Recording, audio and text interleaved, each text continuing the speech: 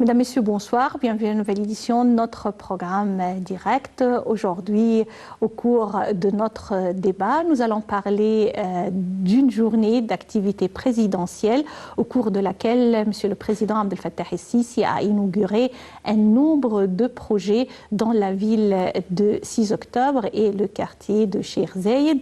Aujourd'hui, nous allons parler en détail de ces méga-projets et leur importance.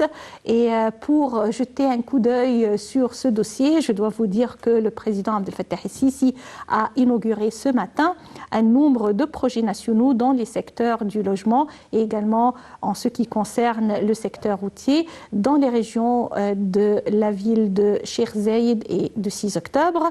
Au cours de l'inauguration, le président el-Sisi a enjoint d'élaborer une étude pour mettre en place un nombre d'axes routiers dans les régions surpeuplées et cela dans le gouvernorat du Gizeh afin de faciliter le trafic et la circulation des citoyens égyptiens. Le chef de l'État a inauguré par vidéoconférence des axes routiers et des ponts dans les régions de Sheikh Zayed, de 6 octobre.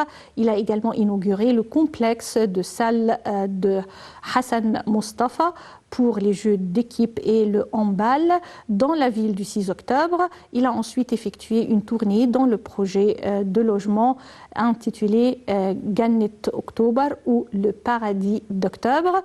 Il a également inspecté un nombre d'unités de ces logements et s'est informé sur les services assurés par le projet et également attribués aux citoyens.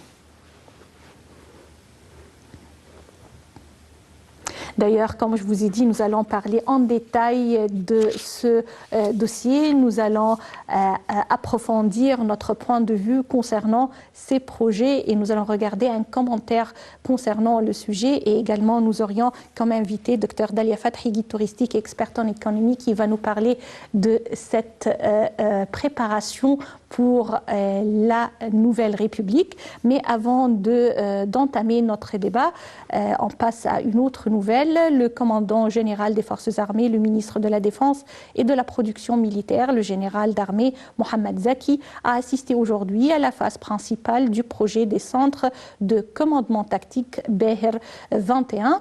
Le ministre de la Défense a affirmé que les forces armées sont capables de protéger la patrie avec leur système d'armement développé.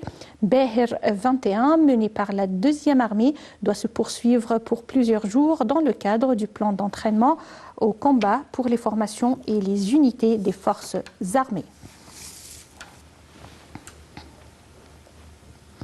L'Égypte protège ses fils puisque un avion d'Égypte Air est arrivé hier soir à l'aéroport international du Caire en provenance de la capitale roumaine Bucarest avec à son bord 181 Égyptiens vivant en Ukraine dont 175 étudiants et 6 de l'équipe de Croissant Rouge.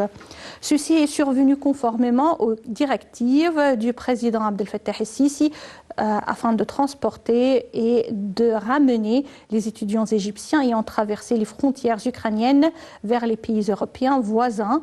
Le porte-parole du gouvernement, l'ambassadeur Neder Saad, a indiqué que le Conseil des ministres avait effectué les coordinations nécessaires avec le ministre et le ministère des Affaires étrangères ainsi que les ambassades d'Égypte dans les pays concernés et également les ministères de l'immigration, de l'aviation civile, et cela pour envoyer un avion dans le but de rapatrier les étudiants égyptiens de Bucarest.